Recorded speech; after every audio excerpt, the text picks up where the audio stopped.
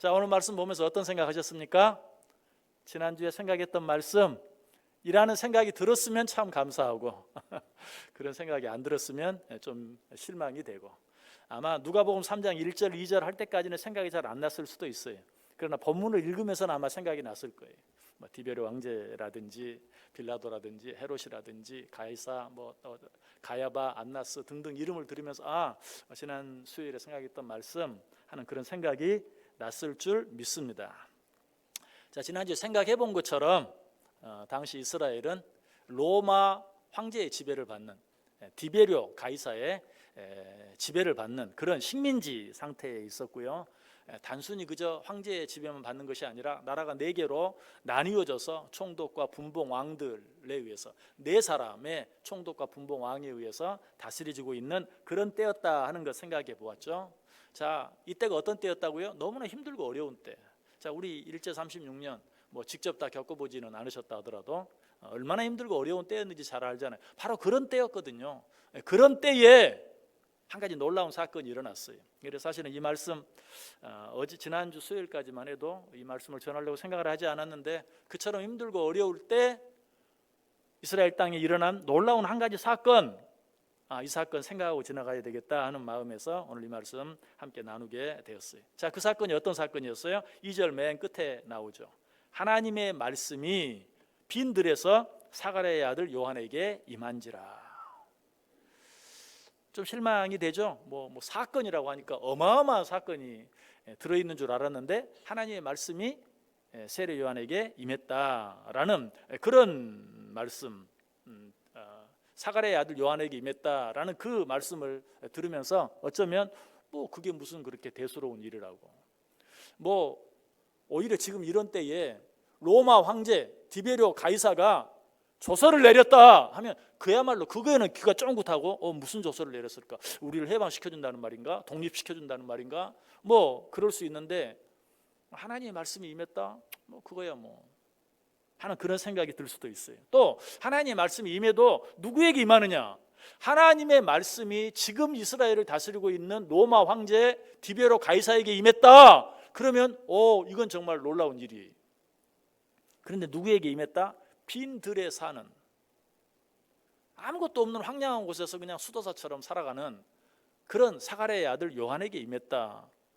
거기에 무슨 기대할 게 있겠는가? 아무것도 기대할 것이 없는 그런 사건처럼 느껴질 수도 있어요.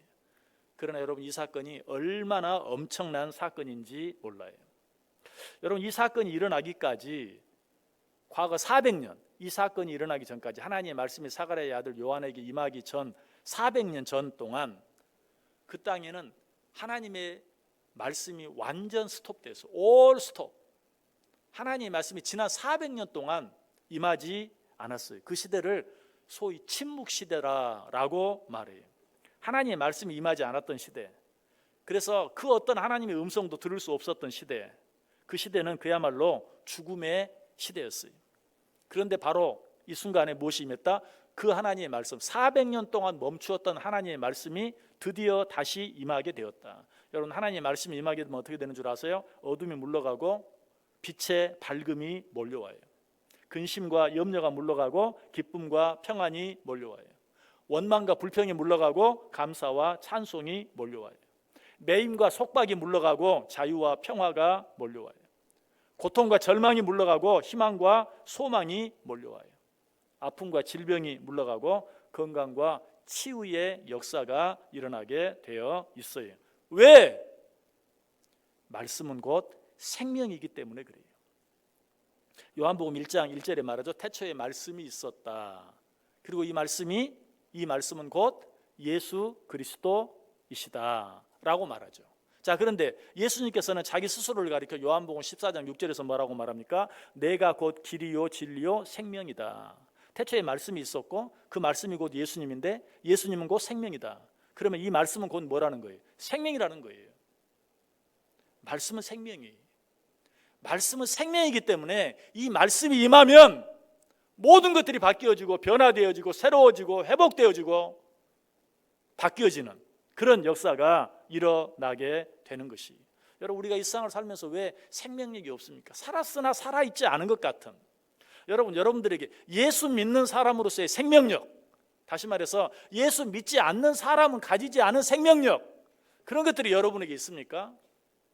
여러분, 안 믿는 사람이 여러분을 보면 저 사람은 뭔가 달라, 저게 뭐지? 여러분, 그런 것이 여러분에게 있습니까? 저 사람은 분명 우리가 없는 뭔가가 있는데, 그게 여러분에게 있나요? 우리는 그게 있어야 돼요. 왜? 우리는 하나님의 말씀을 믿는 자들이기 때문에 그래요.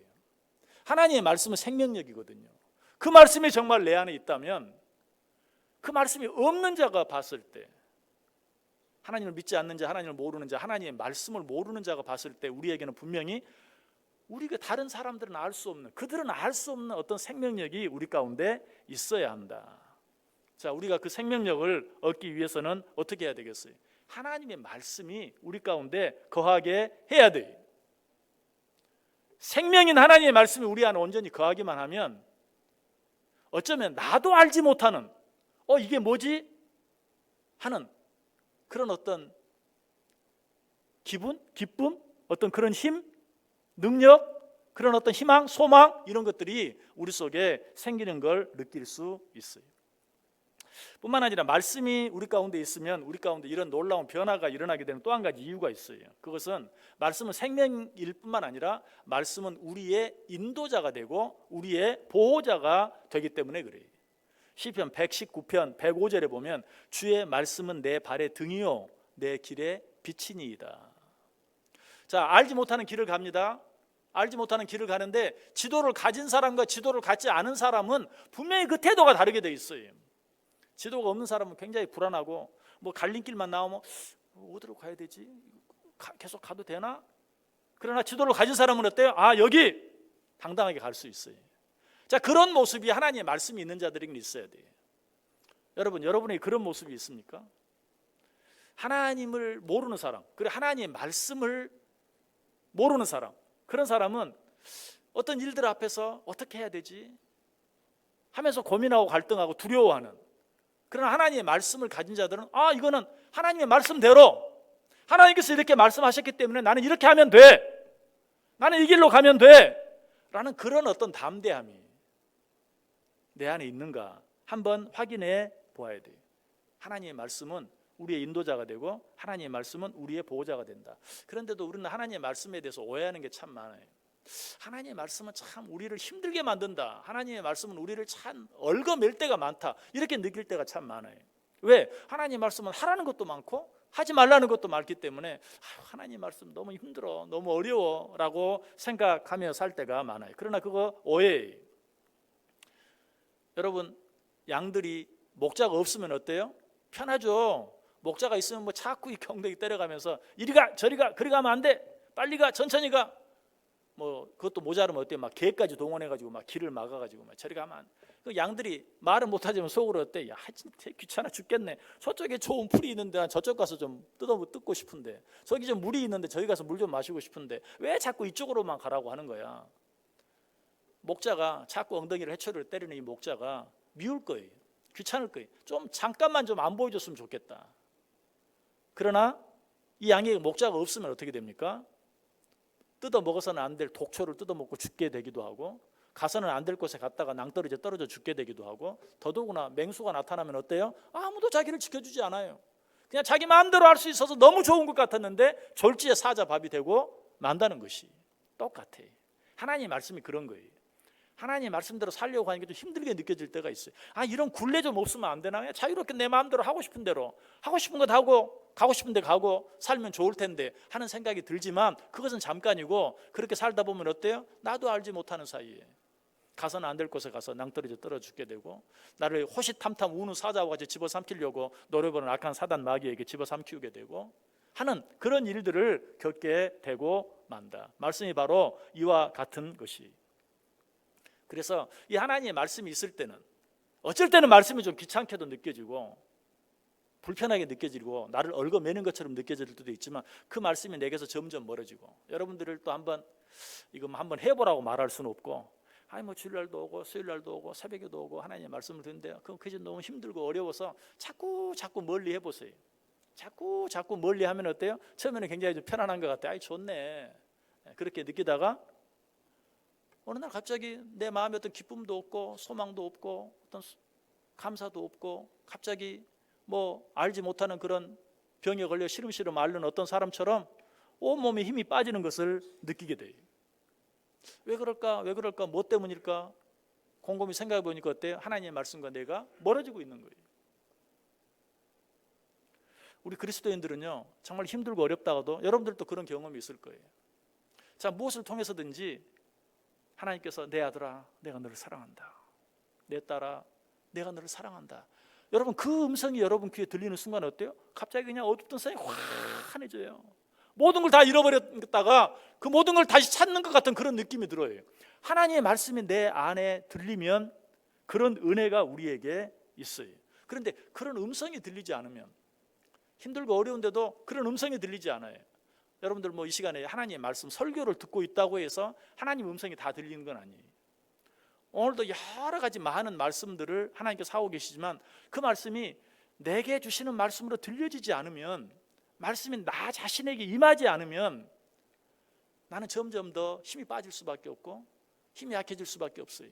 그러나 단 한마디라도 하나님이 오늘 나를 사랑하셔서 내게 주시는 말씀이라고 내 마음밭에 떨어지기만 하면, 지금 여러분 속 왠지 뭔가에 눌려있는 것 같고 힘든 것 같고 소망이 없는 것 같고 여러 가지로 불안하고 두렵고 하는 것들이 일순간에 다 날아가 버릴 수 있어요. 믿으십니까?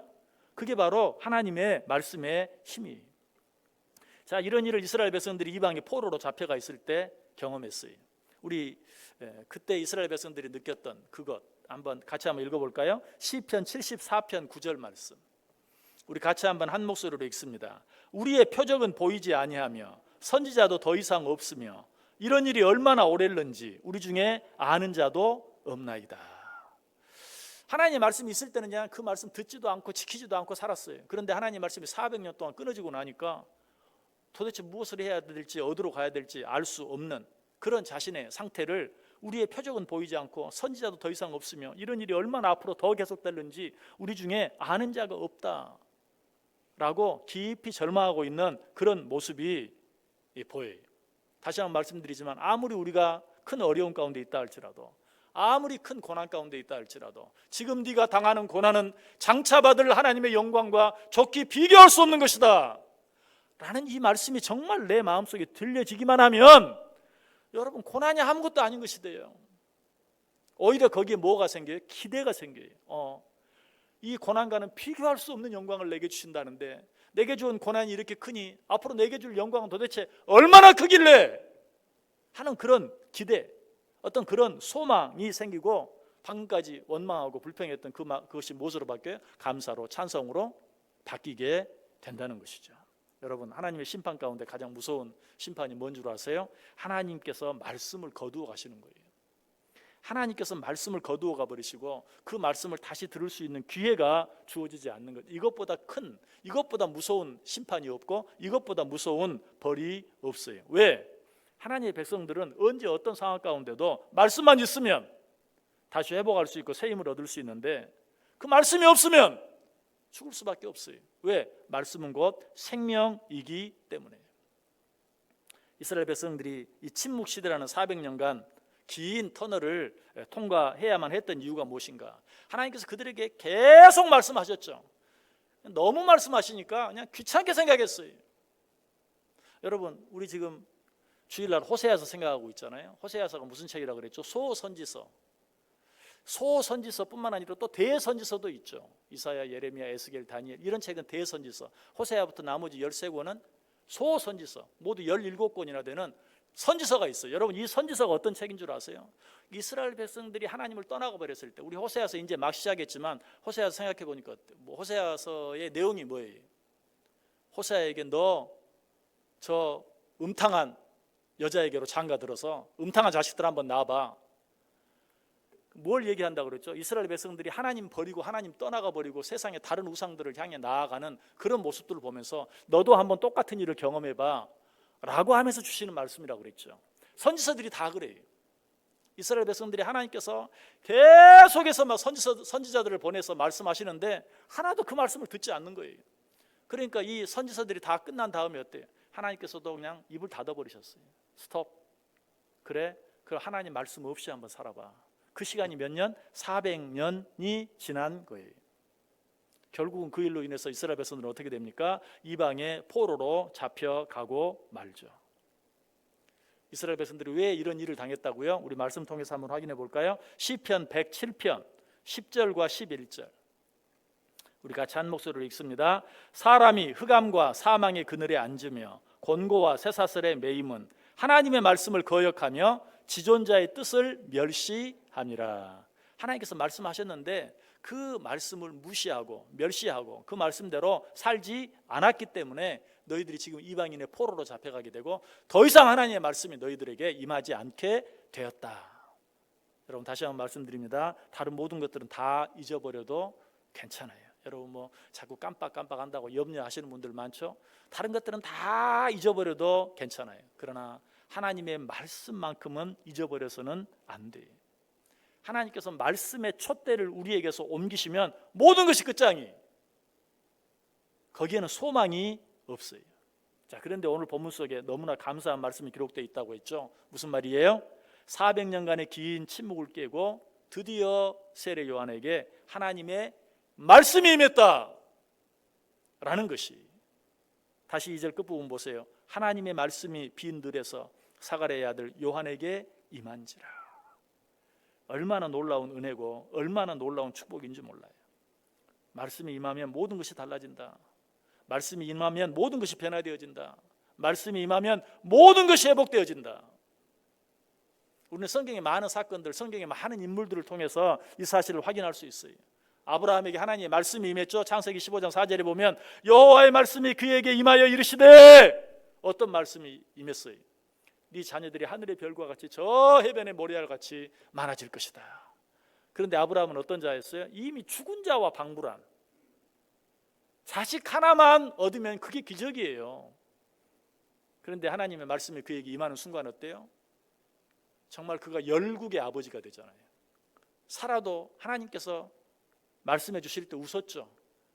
나도 늙었고 내 주인도 늙었는데 어떻게?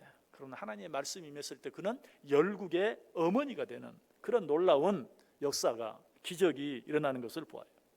자, 엘리야에게도 하나님의 말씀이 임했어요. 하나님의 말씀이 임했을 때 어떤 역사가 일어납니까? 3년 6개월 동안 비가 오지 않던 땅에 비가 쏟아지는 그런 기적이 일어나는 것을 보게 돼요. 이처럼 말씀은 어때요? 모든 것을 바꾸고 모든 것을 새롭게 하고 모든 것을 고치고 모든 것을 새롭게 회복시키는 그런 능력이다. 예수께서 풍랑이 치는 바다를 향해 잔잔하라 라고 말씀했을 때 풍랑이 멈추고 잔잔해졌어요. 예수께서 죽은 지 나흘이나 되어 썩어 냄새가 나는 나사로에게 나사로야 나오너라 말씀하셨을 때 나사로가 수건을 동인 채로 무덤에서 걸어 나왔다. 예수께서 죽은 회당장의 딸을 향하여 달리다굼 소녀야 일어나라 라고 말했을 때 죽은 소녀가 죽음의 권세를 이기고 일어난 것을 보게 돼요.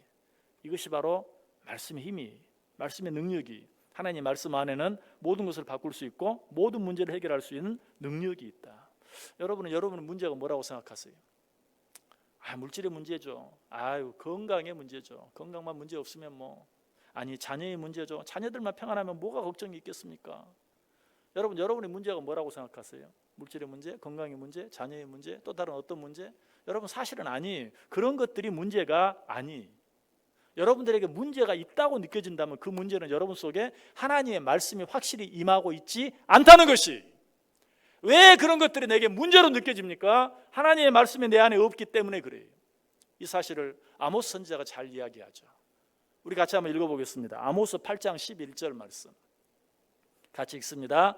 주 여호와의 말씀이니라. 보라 날이 이를지라. 내가 기근을 땅에 보내리니 양식이 없어 주림이 아니며 물이 없어 가람이 아니요 여호와의 말씀을 듣지 못한 기갈이라. 아멘. 너무 목말라. 왜 목마른데? 물이 없으니까 목마르죠. 그러나 하나님 주신 대답은 뭐예요? 아니다. 물이 없어 목마른 게 아니라 여호와의 말씀을 듣지 못한 기갈이다 라고 말해요. 여러분의 문제가 뭐라고 생각하세요? 실제로 여러분이 느끼는 여러분의 문제가 뭐라고 생각하든 그 문제의 근본적인 원인은 뭐예요? 여호와의 말씀을 듣지 못한 기갈이라. 아니, 하나님의 말씀을 듣기는 들어도 그 말씀이 내게 주시는 말씀으로 내게 받아들여지지 않는 것이 문제다라는 것이, 우리 가운데 하나님의 말씀이 임하지 않는 영적 빙하리 임하면 어떤 일들이 일어납니까? 방금 읽은 아모스 8장 11절 말씀에 이어서 나오는 말씀, 아모스 8장 12절과 13절 말씀, 우리 같이 한번 읽어봅니다. 사람이 이 바다에서 저 바다까지, 북쪽에서 동쪽까지 비틀거리며 여호와의 말씀을 구하려고 돌아다녀도 얻지 못하리니 그날의 아름다운 처녀와 젊은 남자가 다 갈아여 쓰러지리라. 여기 보면 하나님의 말씀을 얻지 못하면, 하나님의 말씀을 듣지 못하면 누가? 아름다운 처녀와 젊은 남자가 다 갈아여 쓰러지리라. 여기서 아름다운 처녀, 젊은 남자는 절대로 쓰러지지 않을, 세상 다른 사람 다 쓰러져도 쓰러지지 않을 그런 힘이 있는 젊은 자들을 말해요. 그러나 그런 자들이라 할지라도 하나님의 말씀이 임하지 아니하면 다 쓰러지고 말 것이다. 여러분, 이런 말씀들을 들으면서 여러분 스스로, 목사님 지금 뭐 보아서 알다시피 이 자리에 내가 지금 앉아 있지 않습니까? 나도 나름대로 하나님의 말씀 듣기 위해서 애쓰며 삽니다. 그런데도 내 속에 참 기쁨이 없고, 아까 말씀한 것처럼 정말 뭔가 남들이 보면 느낄 수 있는 생명력이 내 안에 없습니다. 그렇게 느끼시는 분 계세요? 그 이유는 뭘까요? 우리 성경을 통해서 한번 확인해 보죠. 시편 107편 10절과 11절 말씀 같이 읽습니다. 사람이 흑암과 사망의 그늘에 앉으며 곤고와 쇠사슬에 매임은 하나님의 말씀을 거역하며 지존자의 뜻을 멸시함이라. 아멘. 아까 말씀드렸어요. 하나님의 말씀이 임한다는 게 뭔가, 지금 내 귀에 하나님의 말씀이 들리고 있다는 거, 내가 지금 귀로 하나님의 말씀을 듣고 있다는 거, 물론 그것도 중요해요. 그러나 지금 그 말씀이 하나님이 나를 사랑하셔서 내게 필요해서 하나님이 그 말씀을 내게 주신다고 믿지 아니하면, 그렇게 그 말씀을 받아들이지 아니하면 내 귀로 수없이 많은 하나님의 말씀이 들려도 그 말씀이 내게 임한다라고 말할 수는 없는 것이, 즉 듣기만 하고 순종하지 아니하면, 듣기만 하고 그 말씀 붙잡고 살지 아니하면 내가 그 말씀을 들었다, 그 말씀이 내게 임했다라고 말할 수 없어요. 그 말씀이 내게 임하지 아니하면, 듣고도 그 말씀대로 행하지 아니하면 어떻게 된다고요? 사람이 흑암과 사망의 그늘에 앉으며 곤고와 쇠사슬에 매인다. 여기 분명히 그 이유를 이야기하죠. 왜? 하나님의 말씀을 거역하며 지존자의 뜻을 멸시하기 때문에. 그러나 하나님의 말씀이 내게 임하고 그 말씀이 나에게 주시는 말씀인 줄 믿고 그 말씀 붙잡고 그 말씀에 순종하며 살아가면 어떻게 됩니까? 시편 68편 11절에 보면 주께서 말씀을 주시니, 그때 어떤 일이 일어나죠? 그 다음 절에 여러 군대의 왕들이 도망하고 도망하니 집에 있던 여자들도 탈취물을 나누도다. 아까 읽었던 아모스 8장에 나오는 말씀과 너무나 대조적이에요. 하나님의 말씀이 임하지 아니하면 아름다운 처녀도 젊은 남자도 쓰러지고 자빠지는데, 하나님의 말씀이 임하면 집에서 놀고 있던 여자들도 탈취물을 나눈다. 여기서 여자는 약한 자들을 말해요. 전쟁에 나가서 싸울 수 없는, 뭐 누군가와 싸워서 이길 수 있는 육체적인 힘이 없는 그런 자를 말해요. 그런 자라 할지라도 하나님의 말씀이 임하면 탈취물을 나눈다. 그러나 하나님의 말씀이 임하지 아니하면 나가서 싸워 이길 만한 힘이 있는 자도 쓰러지고 자빠진다. 여러분, 이처럼 하나님의 말씀이 귀한 것이에요. 여러분, 이 하나님의 말씀을 우리는 늘 사랑하며 살 수 있어야 돼요. 이 하나님의 말씀을 늘 가까이 하며 살 수 있어야 돼요. 이 하나님의 말씀을 늘 듣기 위해 애쓸 뿐만 아니라 그 말씀대로 살기 위해서 그 말씀 붙잡고 몸부림치며 살아갈 수 있어야 돼요. 그렇지 아니하고 말씀을 듣고도 그 말씀을 멸시하고 거역하면 정말로 하나님을 믿으면서도 하나님을 믿는 자들이 마땅히 누려야 될 그런 기쁨, 소망, 감사, 이런 것들이 전혀 없이 살아갈 수밖에 없다는 것이. 다시 한번 묻습니다. 여러분에게 어떤 문제가 있다고 생각합니까? 그것이 물질의 문제라고, 건강의 문제라고, 자녀의 문제라고 말하는 것은 사탄의 속임수예요. 사탄의 별명이 뭐죠? 거짓말장이에요. 속이는 자. 사탄은 늘 지금 너에게 이런 문제가 있잖아, 저런 문제가 있잖아, 너 그 문제만 없으면 정말 아무 걱정이 없을 텐데. 여러분, 그것은 다 사탄의 속임수예요. 우리의 진정한 문제는 뭐예요? 마시지 못한 기갈이 아니고 하나님의 말씀을 듣지 못한 기갈이다. 여러분, 사탄은요 예수님까지도 속이려고 했어요. 예수님 40일 동안 금식했잖아요. 그때 뭐라고 속입니까? 너 배고프지? 40일 동안 안 먹었으니 얼마나 배고프겠어. 그런 이 돌로 떡덩이를 만들어 먹어봐. 그러면 네 모든 문제가 해결될 거야. 예수님께서 뭐라고 말했습니까? 사람이 떡으로만 살 것이 아니요 하나님의 입에서 나오는 모든 말씀으로 살 것이니라. 너는 그것이 떡의 문제라고 생각하느냐? 아니다. 하나님의 말씀의 문제다. 우리는 우리 앞에 있는 모든 문제들을 보면서 그렇게 생각해. 내 입에 떡 한 조각만 들어오면 모든 문제가 해결될 것처럼. 아니, 그것은 어쩌면 나를 더 배고프게 만들지도 몰라요. 진정으로 나의 모든 문제가 해결될 수 있는 유일한 방법은 뭐예요? 하나님의 말씀이에요. 사람이 떡으로만 살 것이 아니라 하나님의 입에서 나오는 모든 말씀으로 살 것이니라. 그래서 예수님은 사탄의 그 모든 거짓 속임수를 무엇으로 이겨냈어요? 기록되었으되 기록되었으되 기록되었으되 기록되었으되 사람이 떡으로만 살 것이 아니라 하나님의 입에서 나오는 모든 말씀으로 살 것이니라. 기록되었으되 주 너의 하나님을 시험하지 말라. 기록되었으되 오직 하나님께만 경배하라. 하나님의 말씀으로 나아갔을 때, 하나님의 말씀 붙잡고 나아갔을 때 사탄의 그 모든 공격, 사탄의 그 모든 속임수들을 다 물리치고 이길 수 있었다는 것이. 물론 사람이 살아가는데 떡도 필요하죠. 그러나 그 문제가 해결되었다고 해서 우리의 문제가 모두 해결되는 것은 아니에요. 언제 우리의 모든 문제가 해결되는가? 오직 하나님의 말씀이 우리에게 임할 때만 모든 문제들이 해결되어진다. 그래서 시편 기자가 뭐라고 말하는 줄 아세요? 시편 107편에서 우리 같이 한번 읽어보겠습니다. 시편 107편 20절 우리 같이 읽습니다. 그가 그의 말씀을 보내어 그들을 고치시고 위험한 지경에서 건지시는도다. 아멘. 그가, 하나님이 뭘 보낸다고요? 그의 말씀을 보내요. 그들을 고치시고 위험한 지경에서 건지신다. 믿으십니까? 오늘 하나님께서 여러분을 사랑하셔서 여러분이 처한 그 여러 가지 많은 어려움과 문제 가운데서 건져내시기 위하여 말씀을 보내시는 것 믿으십니까? 그 말씀 붙잡으세요. 그 말씀 사랑하세요. 그 말씀 늘 가까이 하세요. 그 말씀이 생명의 말씀인 걸 믿고 살아가세요. 그 말씀이 내 인생의 지도인 줄 믿고 살아가세요. 그리할 때 문제처럼 느껴졌던 모든 문제들이 일순간에 사라지는 것을 느낄 수 있게 돼요. 그것이 은혜예요. 그것이 말씀의 힘이에요. 오늘 이 말씀이 빈들에서 사가랴의 아들 요한에게 임했던 것처럼 저와 여러분 가운데 임할 수 있기를. 그때 우리는 그 말씀, 내게 주시는 말씀으로 아멘 하면서 받고 그 말씀 붙잡고 살아갈 때 내 자신의 모든 것들이 변하고 우리 가정이 변하고 우리 교회가 변하고 이 나라 이 민족이 변하고 이 세상이 변하고 바뀌어지는 것들 모든 것이 일순간에 새로워지는 것을 느끼는 은혜와 축복이 저 여러분 가운데 넘칠 수 있기를 주님의 이름으로 간절히 축원합니다.